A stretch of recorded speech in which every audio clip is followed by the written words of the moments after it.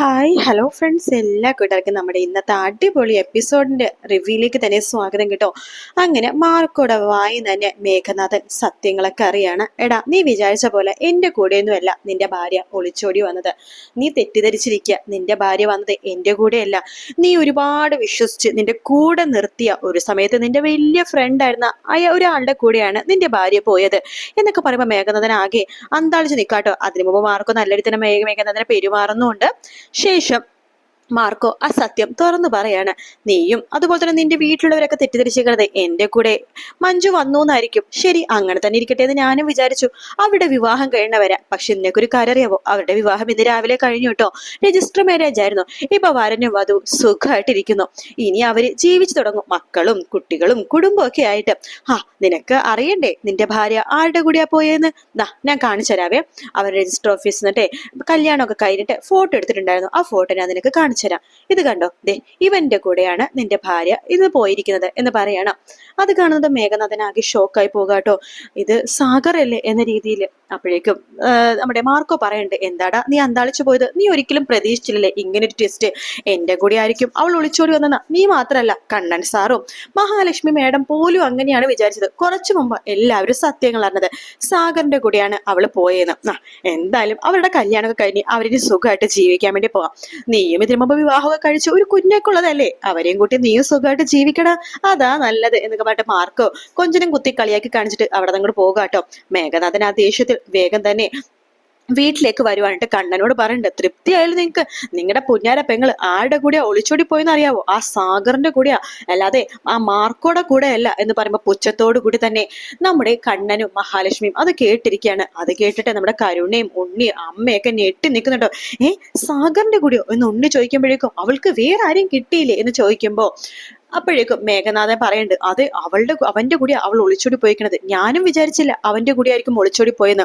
കുറച്ചു മുമ്പ് അവനുണ്ടല്ലോ ആ മാർക്കോ, അവനെ തെളിവ് സഹിതം കാണിച്ചു. രജിസ്റ്റർ ഓഫീസിൽ പോയി അവര് രജിസ്റ്റർ മാരേജ് വരെ കഴിച്ചു എന്ന് പറയണം.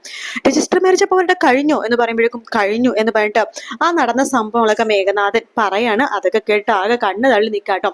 മഹാലക്ഷ്മിക്ക് കണ്ണന് മാത്രം വലിയ കുലുക്കൊന്നുമില്ല. എന്താ നിങ്ങളൊന്നും കുലുങ്ങാതെ ഇങ്ങനെ ഇരിക്കണത്? നിങ്ങൾക്ക് ഇതൊക്കെ നേരത്തെ അറിയായിരുന്നോ?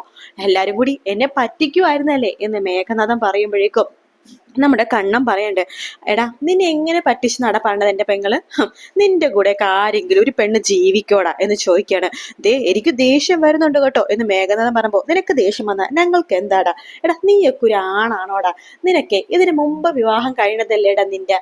വിവാഹം കഴിയാൻ മാത്രല്ല അതിൽ നിനക്കൊരു മോനും ഇല്ലേ? ഇതൊന്നും ഞങ്ങൾ അറിയില്ലെന്നാണോ നിന്റെ വിചാരം എന്ന് പറയുമ്പോഴേക്കും ഉണ്ണിയും കരുണയൊക്കെ ആകെ ഷോക്കായി നിൽക്കുക കേട്ടോ. എന്തൊക്കെയാ നിങ്ങൾ ഈ പറഞ്ഞത് എന്ന് പറയുമ്പോഴേക്കും ഞാൻ പറഞ്ഞത് സത്യമാണ്, അല്ലെങ്കിൽ ഇവൻ പറയട്ടെ, ഇവന്റെ ഇതിനു മുമ്പ് വിവാഹം കഴിഞ്ഞതാണ്, അതിലൊരു കുഞ്ഞുണ്ട്. അത് മാത്രല്ല വേറെ പല പെണ്ണുങ്ങളായിട്ട് ഇവന് ബന്ധമുണ്ട്. പക്ഷെ പറയുമ്പോഴെന്താണ്, ഇവൻ ഭയങ്കര പുണ്യാളൻ. ഇവനൊരു പുണ്യാളനും അല്ല. ഇവനെ ഒരുപാട് പെണ്ണുങ്ങളായിട്ട് ബന്ധമുണ്ട്, ഒരുപാട് പെണ്ണുങ്ങളുടെ ജീവിതം തകർത്തവനായി ഇവൻ എന്നിങ്ങനെ പറയാണ്. എന്താടാ ഞാൻ പറഞ്ഞത് ശരിയല്ലേ എന്ന് ചോദിക്കുമ്പോഴേക്കും മേഘനാഥൻ ഒന്നും തന്നെ മിണ്ടുന്നില്ല കേട്ടോ.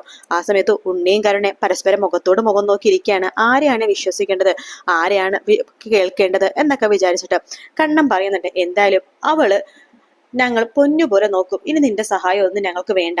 പിന്നെ നീ ഒരു പെണ്ണിനെ നേരത്തെ വിവാഹം കഴിച്ചില്ലേ, അതിലൊരു കുഞ്ഞുമില്ലേ? ആ കുഞ്ഞിനെ വേണ്ടിയിട്ടെങ്കിലും മര്യാദക്ക് ജീവിക്കാൻ നോക്കടാ.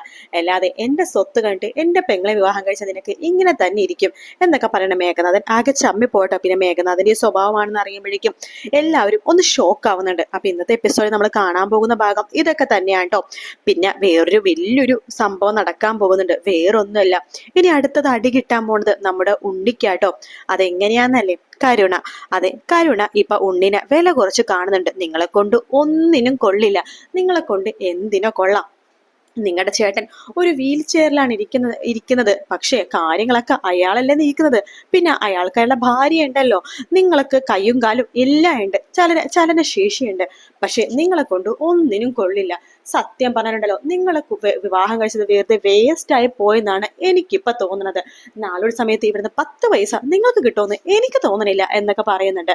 ഉണ്ണി പറയുന്നുണ്ട്, ദേ കരുണ, എനിക്കൊരു ആപത്ത് വരുമ്പോ കൂടെ നിൽക്കുകയാണ് വേണ്ടത്. ഭർത്താവിന് ഒരു ആപത്ത് വരുമ്പോ കൂടെ നിൽക്കണവളാണ് ഭാര്യ എന്ന് പറയുമ്പോഴേക്കും ശരിയാ, ഭർത്താവിന് ഒരു ആപത്ത് വരുമ്പോൾ കൂടെ നിൽക്കണവൾ തന്നെയാണ് ഭാര്യ.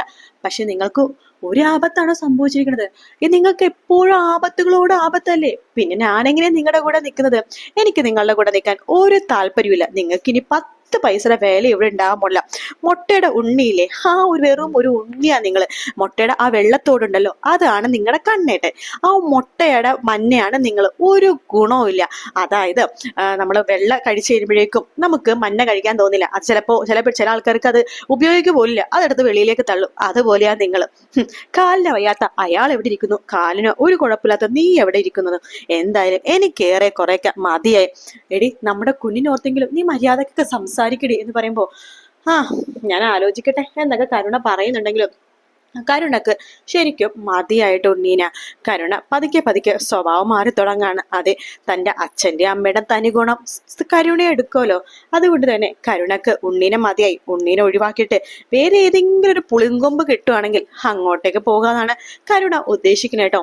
അത് ഇടയ്ക്കിടയ്ക്ക് ഉണ്ണി എടുത്ത് പറയുന്നുണ്ട്, നിങ്ങൾ ഉപേക്ഷിച്ച് വേറൊരു നല്ലൊരുത്തൻ്റെ കൂടെ പോയാൽ മതിയായിരുന്നു. നിങ്ങൾ ഉപേക്ഷിച്ച് വേറൊരു നല്ലൊരു പയ്യൻ വന്നെങ്കിൽ അവൻ്റെ കൂടെ ഞാൻ പോയാനെ. അങ്ങനെയൊക്കെ ഇടയ്ക്കിടയ്ക്ക് പറയുന്നുണ്ട്. എന്തായാലും നിങ്ങളുടെ ചേട്ടൻ്റെ സ്വത്തും പണമൊന്നും നിങ്ങൾക്ക് കിട്ടാൻ പോകുന്നില്ല എന്നൊക്കെ പറയണം. അങ്ങനെ ഇരിക്കുകയാണ് കരുണയുടെ ജീവിതത്തിലും ആ വലിയൊരു സംഭവം നടക്കാൻ പോണത്. വേറൊന്നല്ല, കരുണ തീർച്ചയായിട്ടും വേറൊരാൾ സ്വത്തും പണമൊക്കെ കാണിച്ചു ഒരാൾ വരുവാണെങ്കിൽ അയാളുടെ പുറകെ പോകുന്ന കാര്യത്തിൽ ഒരു സംശയവുമില്ല. അല്ലെങ്കിൽ തന്നെ ഉണ്ണീനെ 10 പൈസയുടെ വില പോലും കൽപ്പിക്കുന്നില്ല. അല്ല, ഉണ്ണിക്കത് വേണം. കരുണ പോയാൽ മാത്രമേ ഉണ്ണി നല്ല രീതിയിൽ നടക്കുള്ളൂ. കാരണം ഉണ്ണി പാവമായിരുന്നല്ലോ.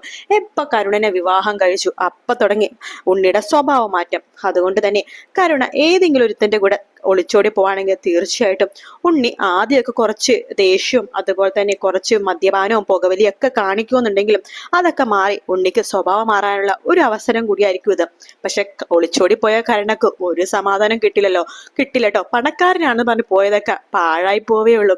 എന്തായാലും ഇനി അടുത്ത തിരിച്ചടി കിട്ടാൻ പോകുന്നത് കരുണക്ക് തന്നെയാണ്. നമ്മുടെ മേഘനാഥനെ കിട്ടി, അതുപോലെ തന്നെ നമ്മുടെ മാമനെ കിട്ടി. ഇനി ഈ അടുത്തത് കരുണക്ക്. അതിനുശേഷം കരുണയുടെ അച്ഛന്, കരുണയുടെ അമ്മക്ക് അങ്ങനെയൊക്കെ കിട്ടാനുണ്ട്. എന്തായാലും ഉണ്ണിയുടെ ജീവിതം കുളം ആവാൻ പോകുന്ന ഭാഗങ്ങൾ തന്നെയാണ് നമ്മൾ ഇനി കാണാൻ പോണത്. അതുപോലെ തന്നെ മഞ്ജും സാഗറും ഇനി സുഖമായിട്ട് ജീവിക്കാൻ പോവാട്ടോ. പക്ഷേ മാർക്കോയുടെ കാര്യത്തിൽ എന്ത് സംഭവിക്കുന്നു ഒന്നും അറിയില്ല. കാരണം മാർക്കോ ഇപ്പൊ സേഫ് ആണെന്നുണ്ടെങ്കിലും കാരണം മാർക്കോണല്ലോ എല്ലാത്തിനും പിന്നില്. അതിന്റെ ഒരു ദേഷ്യം മേഘനാഥനുണ്ട്. മാർക്കോന് ഒന്ന് ഒറ്റക്ക് കിട്ടുകയാണെങ്കിൽ മേഘനാഥൻ മാർക്കോക്കിട്ട് ഒരു കൊട്ട് കൊടുക്കാനും തയ്യാറായിട്ട് നിൽക്കുകയാണ്. എന്തായാലും മാർക്കോയുടെ കാര്യത്തിൽ എന്താകും എന്നുള്ളത് നമുക്ക് കണ്ടു തന്നെ അറിയാം.